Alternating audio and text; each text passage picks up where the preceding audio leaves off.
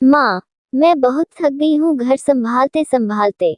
यहाँ मेरी थकान किसी को नजर नहीं आती। कुछ दिन आराम करना चाहती हूँ। सोच रही हूँ कुछ दिनों के लिए अपने मायके आ जाऊं। आते हुए अपने बच्चों को भी साथ ले आऊंगी। वे वहीं से स्कूल चले जाएंगे। आखिर जने की शहर में ससुराल और मायका होने का कुछ तो फायदा मिले। नम्रता ने फोन पर अपनी माँ से कहा। पार्वती जी ने दूसरी तरफ से कहा, हाँ बेटा, जब तेरी इच्छा हो आ जाना, आखिर ये तेरा भी तो घर है। ठीक है माँ, तो मैं कल ही आ जाऊंगी, नम्रता खुश हो बोली। हाँ बेटा, कल आ जाओ, मैं तुम्हारा इंतजार करूंगी। अभी मैं फोन रखती हूँ, मुझे मंदिर भी जाना है। कमला जी ने फोन रख दिया और सीधे किचन में गई। किचन में खाना बना रही बहू से बोली, अरे अनुपमा सुनो, कल तुम्हारी ननंद आ रही है। आज बाजार जाकर फल, सब्जी और मिठाइयाँ लेकर आना। बेचारी मेरी बेटी ससुराल में नौकरों की तरह काम करती है और उस पर कोई ध्यान ही नहीं देता। यहाँ आएगी, कुछ दिन रहेगी तो उसका मन और तबीयत अच्छे रहेंगे। सास के मुंह से ऐसी बातें सुनकर अनुपमा का चेहरा उतर गया। वह मन ही मन सोचने लगी, काश आपको मेरी थकावट भी नजर आती। मैं भी दिन रात झाड़ू पोछा, बर्तन, खाना बनाना, मार्केट जाना और हर वह काम करती हूँ जिससे हमारे परिवार वालों को कोई दिक्कत ना हो। काश आप मुझ पर भी ध्यान दे पाती। आपकी बेटी तो जब मन में आता है तब यहाँ आ जाती है, लेकिन मैं साल में एक बार ही अपनी माँ के पास जाती हूँ, तब भी आपको प्रॉब्लम होती है। मैं भी इंसान हूँ, मेरा भी मन है, मुझे भी लगता है अपने माँ के पास जाकर थोड़ा आराम करूँ, सुख दुख की दो चार बातें करूँ, अपना मन हल्का करूँ।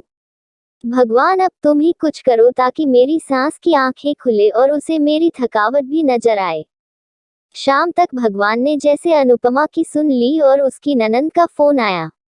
ननंद ने अपनी माँ से कहा कि उसकी सास ने उसे मायके आने के लिए मना कर दिया है, इसलिए इस बार वो नहीं आ सकती। पार्वती जी बोली, ऐसे कैसे मना कर दिया? पहले तो कभी वह तुम्हें आने के लिए नहीं रोकती थी, इस बार भला क्या हो गया? लाओ मेरी बात कराओ उसने, मैं समझती हूँ। नम्रता ने फोन अपनी सास के पास दिया। पार्वती जी ने कहा, नमस्कार समधन जी, आपसे कुछ कहना था। समधन जी ने कहा, कहिए।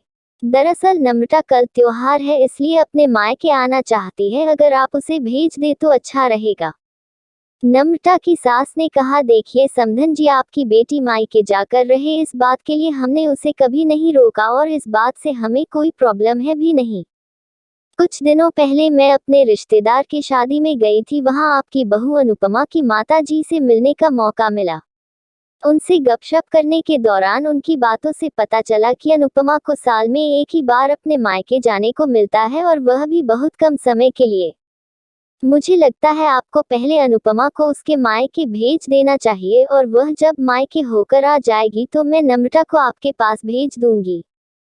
एक बहुत जरूरी बात जो मुझे लगता है आपको समझ लेनी चाहिए कि आपको अपनी बहू को भी बेटी की तरह या बेटी से भी ज्यादा प्यार देना चाहिए। उसे भी मायके जाने की इच्छा होती होगी।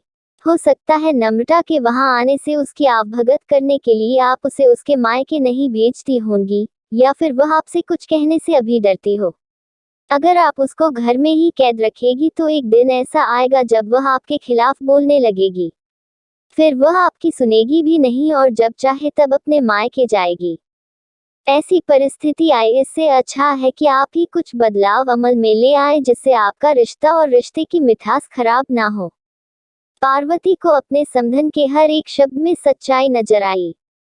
उन्हें महसूस हुआ कि उन्होंने अपनी बेटी के प्यार में अंधे होकर कभी भी अपनी बहू के मन का विचार नहीं किया। उन्होंने हमेशा ही अपनी बेटी को अपने बहू से ऊपर रखा। दूसरी तरफ नम्रता भी अपनी भाभी के बारे में हो रही इस बातचीत को सुन रही थी। उसने भी रियलाइज किया कि वह कभी भी अपनी भाभी के साथ ठीक से बात नहीं करती और जब जब वह अपने मायके जाती है तो भाभी थोड़ी उदास रहती है।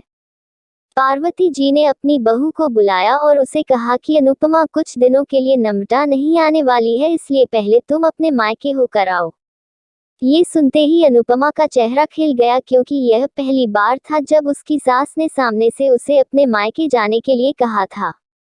अगले दिन अनुपमा अपने मायके गई और इस बार 1-2 दिन नहीं पूरे हफ्ते भर रहकर आई। अपने माँ बाप से, अपने रिश्तेदारों से मिलकर आई और जब वह लौटकर आई तो उसका चेहरा खिला हुआ था, उसकी आंखें चमक रही थी।